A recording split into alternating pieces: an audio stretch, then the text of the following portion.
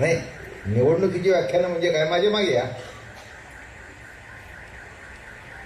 काय मागे या आणि काय करा हे जर कळत नाही, आणि ज्यांच्या मागे देव लागतो त्यांनी म्हणावं माझ्या मागे या. बोलण्याचा मतीचा अर्थ कळला का? म्हणून हिंडे मागे मागे आणि घरटी जागे घालत असे. जगद्गुरु तुकोबाराच्या मागे देव फिरत होता आणि ते तुकाराम महाराज तुम्हाला म्हणतायत, हो या माझ्या मागे, माझ्या मागे या. याचा अर्थ असा नव्हे की त्यांच्या मागे कोणी नव्हतं. अहो, एक देव आल्यानंतर विश्व मागे होतं त्यांच्या, म्हणून तर कळसावर जाऊन बसले. तुम्हाला लक्षात घ्या की आकाश कुठे नाही, आणि जिथे आकाश आहे तिथे तुकोबारा आहे. तुका किती मोठा? आकाश आहे एवढा, बरोबर आहे. आकाश म्हणजे पोकळी, मग जिथे जिथे पोकळी आहे तिथे तुकोबारा आहे. मग आता मला सांगा, असं कोणतं स्थान आहे की ज्या स्थानामध्ये जगद्गुरु तुकाराम महाराज अवतीर्ण झाले नाही? असे तुकाराम महाराज तुम्हाला सांगतायत, हो माझ्या मागे या, माझ्या मागे या. हो काय आहे, त्यांच्या मागे कोण नाही ना म्हणून आम्हाला म्हणलं. अरे त्यांच्या मागे कोणी असण्याचीच गरज नाही. त्यांच्या मागे तुम्ही असण्यात तुमचं कल्याण आहे, त्यांचा मोठेपणा नाही, तुमचा मोठेपणा. माझं बोलणं कळलं का? काही काही माणसांची नावं सांगण्यामध्ये आपल्याला मोठेपणा मिळतो. माझं म्हणणं नीट लक्षात घ्या. आम्ही अमक्याचे म्हटले की माणसं म्हणतात या बसा, चहा पिऊन जा. म्हणजे मला सांगा, मरक्या माणसाच्या नावामध्ये जर ताकद आहे तर जगद्गुरु तुकाराम महाराजांच्या नावामध्ये किती ताकद असली पाहिजे, बरं का? त्यांच्या मागे जाणं नामेच अनुग्रह घेणं. अनुग्रहाचा शब्द आहे हा. त्यांच्या मागे जाणं नामे अनुग्रह घेणं. हे पक्क जर नीट लक्षात आलं तर पुढारी माणूस आहे, तुला उशिराच यायला पाहिजे, त्याशिवाय कळेल कसं? ये बस. फक्त माझ्या पक्षाचं म्हणून बघ, विरोधी पक्षाचा नेता म्हणून बसून. त्याला माहिती होतं, अपेक्षा होती त्याची. मोठी गंमत आहे याच्यामध्ये. काय गंमत आहे? याल तरी यारे लागे अवघे माझ्या. आता दुसऱ्या कुणाच्या मागे जाऊ नका असं तुकाराम महाराज म्हणतात. मी माणसं म्हणतील बाबा महाराज म्हणतायत माझ्या मागे या, बिलकुल येऊ नका. तुकाराम महाराजांचा अभंग तुमच्या पुढे मांडणं एवढं माझं काम आहे. याला तरी यारे लागे. एक शेवटचं सांगतो, हे नाना इथल्या लोकांना कळायचं नाही, तुम्हाला कळेल. तुका म्हणे सांडा घाटे येणे नका भरू पोटे. हरभऱ्याचे घाटे असतात. अर्थ कसा आहे त्याचा? मग काही काही लोकांना खेड्याच्या ती पेंडी हातात घ्यायची आणि रस्त्याने त्याचं फटकन असं करायचं, फेकून द्यायचं, करायचं, फेकून द्यायचं. आता रस्त्याने चालून घरा येताना जर 2 पेंड्या खपवल्या तर पुढे काय खाणार? म्हणून तुका म्हणे सांडा घाटे येणे नका भरू पोटे. मी तुम्हाला घरी गेल्यानंतर वरण भात वाढणार आहे, पुरणपोळीचं जेवण करणार आहे, आणि एवढं केलं असताना हे घाटे काय खाताय? घाट्यात येणारा उद्योग. तुका म्हणे सांडा घाटे. अर्थ कळला का नाही? अभंगाचा अर्थ कळण्याकरता सुद्धा मराठी भाषेचं वस्तूचं सुद्धा ज्ञान पाहिजे. काय घाटे सुंदर आहेत. काही नाही हो, नुसतं आहे आतमध्ये पोकळ आहे, पण एक एक दाणा असा भरलेला असतो त्या हरभऱ्याच्या हिरवा, नुसतं तोंडात टाकले की साखरेसारखा गोड. आपण किती जरी गोड असलं तरी नाना 3 पेंड्या जर पोटात गेल्या तर सकाळी काय होईल? शेवटी ते घोड्याला पसतं म्हणून आपल्याला पचण्यासारखं आहे. आपण किती खावं? नाही, घाटे चांगले लागतात म्हणून किती खावं? त्या घाटे खाणं म्हणून तुका म्हणे सांडा घाटे. हे घाटे सोडून द्या आणि तुमच्या करता जे जेवण केले मी, इतकं उत्कृष्ट जेवण केले. या राहू बसा. तुमच्या करता एवढं उत्कृष्ट जेवण केलंय की ते जेवण खाल्ल्यानंतर तुम्हाला समाधान वाटलं पाहिजे, तुम्हाला आनंद वाटला पाहिजे. हा, नीट लक्षात घ्या. संतांनी पक्वान्न केलं. हे बघा, माझी आवडीची ओवी आहे. ज्ञानोबाराय म्हणले, सुगरीन आणि उदारे. काही बायका सुगरीन असतात, पण तिच्या हातून दुसऱ्याला एक घास जास्ती वाढला जायचं.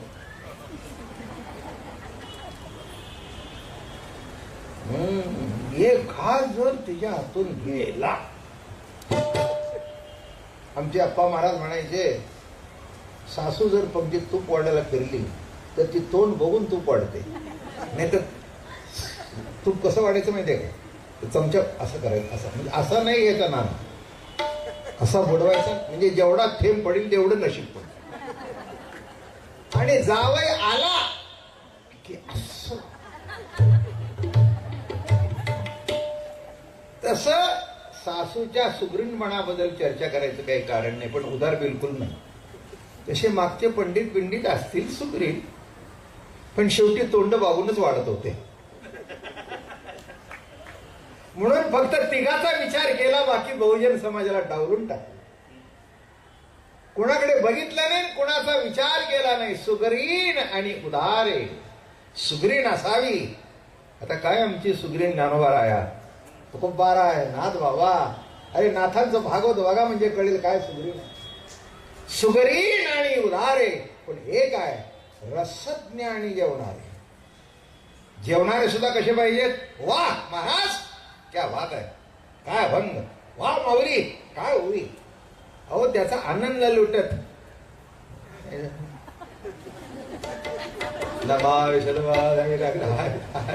मरते.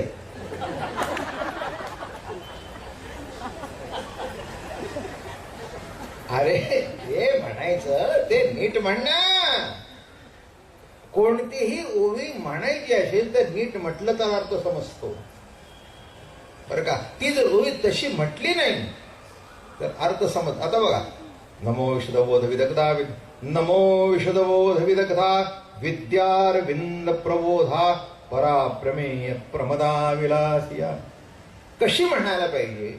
ओवी म्हणताना सुद्धा तितक्या ठसक्यात म्हणायला पाहिजे बरं का. ते जर म्हटलं नाही तर ती ओवी कळतच नाही. तरी अवधान ऐकले तिचे, तरी अवधान ऐकले तिचे, म्हणजे रागवतोय का प्रेमाने बोलतोय कळत नाही. आता शिवराम सारख्या माणसाने म्हटलं, इकडे रे, मुला खरंच बोलतोय का काय बोलतोय? जवळ बोलवते तर गोड बोलणं बोलतोय का कानफडत देणं करतोय?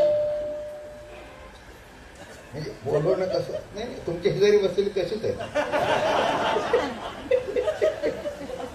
त्याला बोलव रे की कॅबिनच्या बाहेरच थरथरत.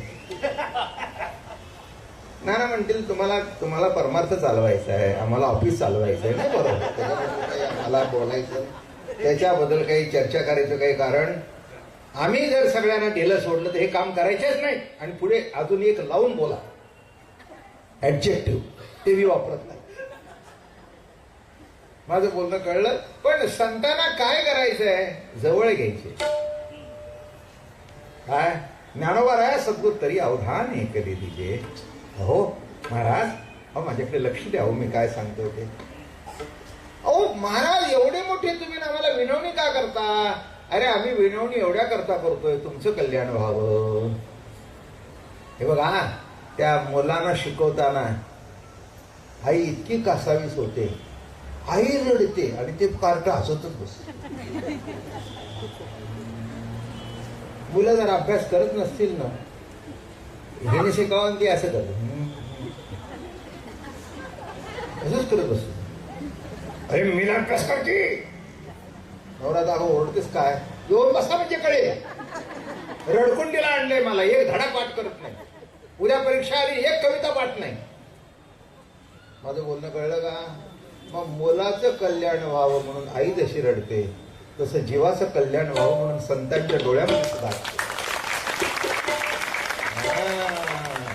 संतांना वाटतं, माझा मुलगा शिकावा, माझा मुलगा अभ्यास करावा, माझ्या मुलीने मोठं व्हावं. हे वाटणं काही चुकीचं आहे का? शेजारची म्हणे किती पोराला रागवता, एवढं लागून कुठे काही जमतं का? तसं नाही नाही नाही तसं नाही, आमची नाक चांगली आहे तेव्हा तू काही असू नकोस.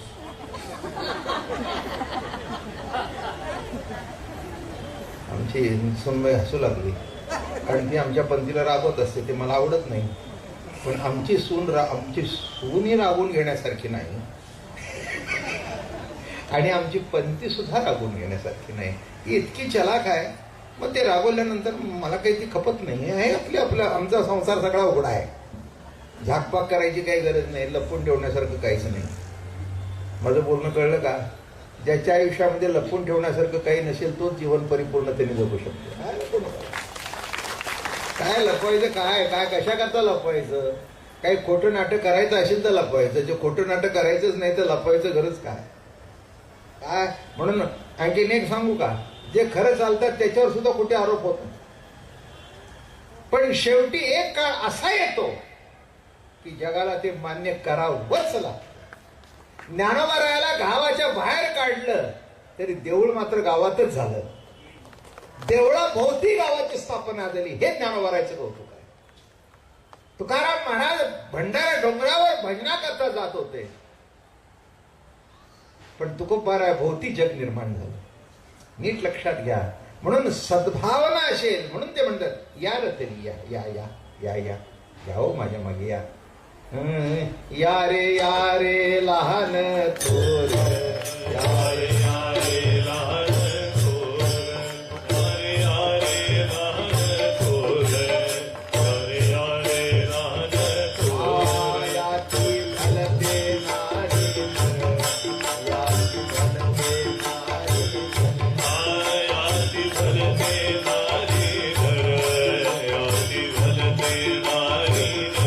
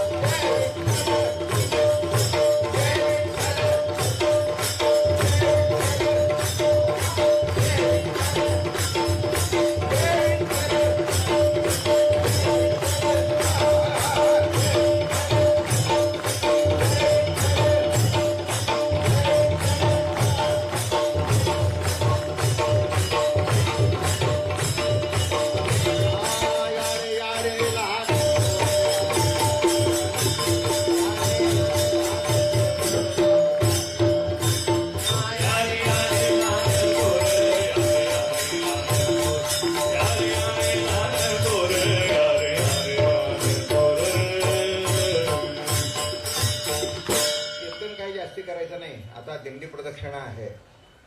पालखीमधून महाराजांच्या तुकोबाराच्या पादुका घालून माऊलीच्या घालून आपल्याला एवढी छेडी अर्धा तासाची प्रदक्षिणा घालायची नियम आहे. तोही 100 वर्ष ती प्रदक्षिणा चालत आलेली आहे. तेव्हा जास्ती कीर्तन काही आज करणार नाही. पण मला वाटते माझ्या मागे या एवढं म्हणलं तरी पुरे झालं ना. आणि अजून काय कीर्तन सांगायला पाहिजे? काय याचा अर्थ लक्षात घ्या. जो म्हणतो माझ्या मागे या आणि लोकांना बरोबर घेऊन जाण्याची जी क्षमता आहे तोच म्हणेल माझ्या मागे या. आलं का लक्षात? ज्याची ताकदच नाही, ज्याला पुढचा रस्ता माहित नाही, तो काय म्हणेल माझ्या मागे या? तो म्हणेल घरी राखेची चिमूट घेऊन जा, राख होईल तुझी. ज्याने ज्याने राखेचे चिमूट दिला ना तेही राखेत गेले आणि घेतलेली राखेत. माझं बोलणं कळलं का? काय म्हणून हे बघा, आमचा पांडुरंग आम्हाला राखणार आहे म्हणून नाना आपल्याकडे राख नाही, बुक्का आहे.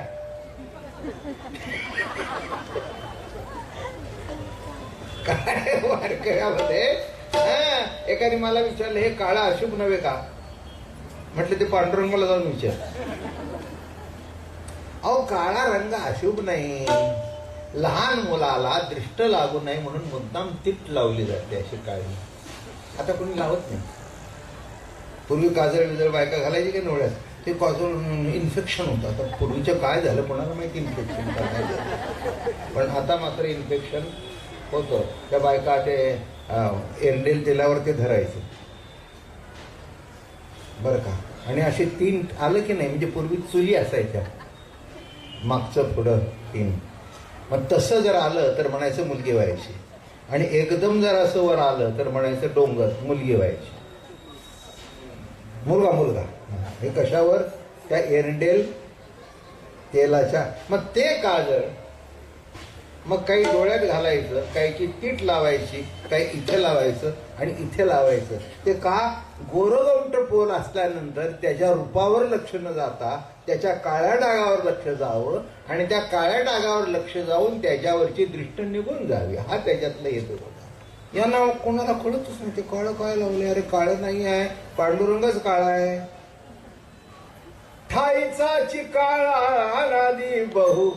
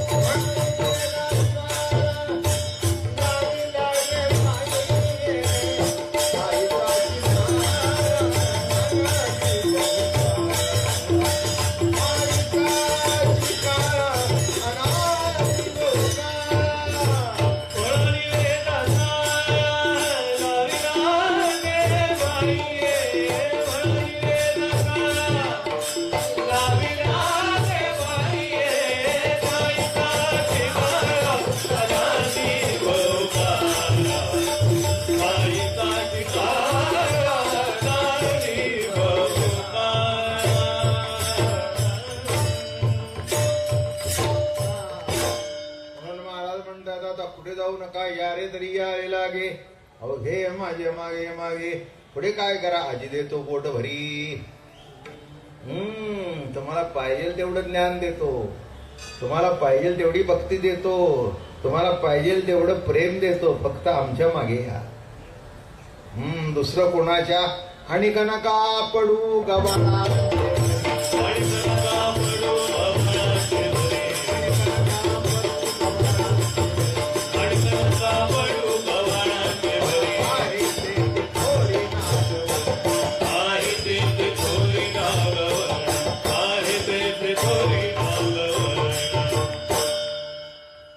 जास्तीने कीर्तन टप्प्यातच घेतो, संपल्यासारखंच आहे आता. आणि नका पडू गबाळ. गबाळ शब्दाचा अर्थ असा आहे की जे गबाळ बायकांच्या ताब्यात असतं, त्यांच्यावर हक्क त्या बायकांचा असतो. रद्दी, फुटलेले डबे, तुटलेले घासल्याचे पंप, तुटलेल्या शेगड्या, मग त्या बायका ते असं साठवून ठेवतात. आणि दिवाळी आली आणि नवरा बाहेर गेला की मग ते सगळं काढून बसायचं. मग तो सौदा जो तो 2 तोच चालतो आणि ती कसून घेतो.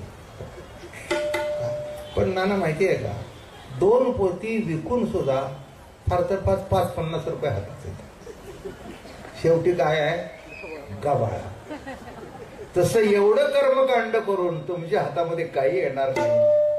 किती वर्ष परमार्थ केला तर गबाळ ते गबाळच, गबाळ ते गबाळच. किती जरी खेळा असला तरी तो भंगारमध्ये जाईल, पण नवीन खेळा असेल तर किंमत घेऊन जाईल. तसं नीट लक्षात घ्या. वारकरी संप्रदाय हा नित्य नूतन संप्रदाय. ते म्हणाल नित्य नूतन कसं? एका शब्दात सांगतो. तुम्हाला लागणारी भूक रोज नवीनच आहे ना? अजूनही आहे? भूक कालची आहे का? नवीन आहे? नवीन आहे म्हणून आण भाकरी. माणसाला भूक लागला असं चवताळतो बरं का माणूस. तिचं जर बायको होता काय करतोस हे म्हटलं एवढं चिंतावून म्हणलं मी म्हटलं सकाळीच खाल्लं ना म्हणजे सकाळी लागला भुकायला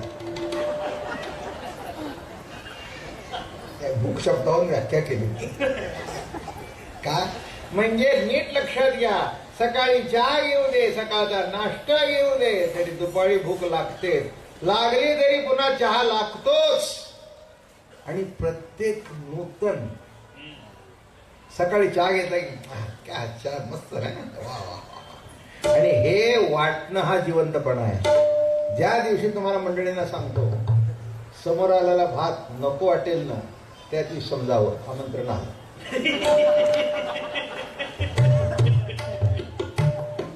ज्या दिवशी जेवणावरची इच्छा मरेल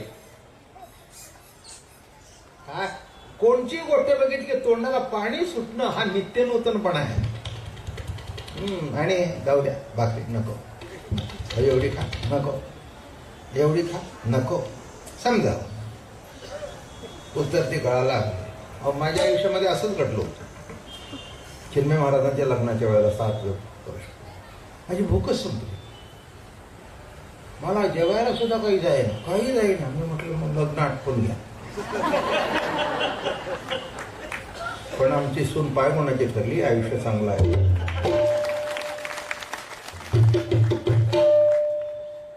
आहे कोण आम्हाला एक नातू मुलगी 2 नातू 1 नातू कोणाचं कौतुक करायचं आणि शेवटी परमार्थ तरी कोणाच्या खांद्यावर द्या तू कमवून काय वर घेऊन जाणार आहेस का शेवटी नातवंडाला देऊन जाणार आहेस आणि नेहमी स्वभाव तर असंच असतं मुलापेक्षा सुद्धा नातवंडावर प्रेम जास्ती असतं नानाला हळू त्या अनुभव यायचा सुरुवात केली काय मुलं समोर उभी राहत नाही पण नातवंड गळ्यात पडल्यानंतर जीवन सार्थक झाल्यासारखं काय गंमत आहे कोणाचीही ताकद नाही बाबा महाराजच्या अंगावर उभी माडून मुका घेण्याची ही आमची पंथी कुठे गेली गेलं तिकडे गेलं अहो तडाधड उड्या मारून 2-2, 3-3 गालाचे मुके काय पाकू काय म्हटलं बाबा काय बाप्पा घावत तुम्ही तिला मी काय सांगितलं एक सांगू का एरवी काय प्रेमा अनुवाद प्रेमाला अनुवाद आहे नाही जर आपल्या पोटच्या प्रेमाला अनुवाद नाही तर प्रभू जीवावर जे प्रेम करतो त्या प्रेमाचा तरी अनुवाद कसा करा माझं बोलणं कळलं का पोटाला आलेली मुलं तरी सोडून जातील पण शेवटच्या श्वासापर्यंत जो प्रभू सोडून जात नाही त्या प्रभूचं जीवावरचं प्रेम किती असलं पाहिजे नमो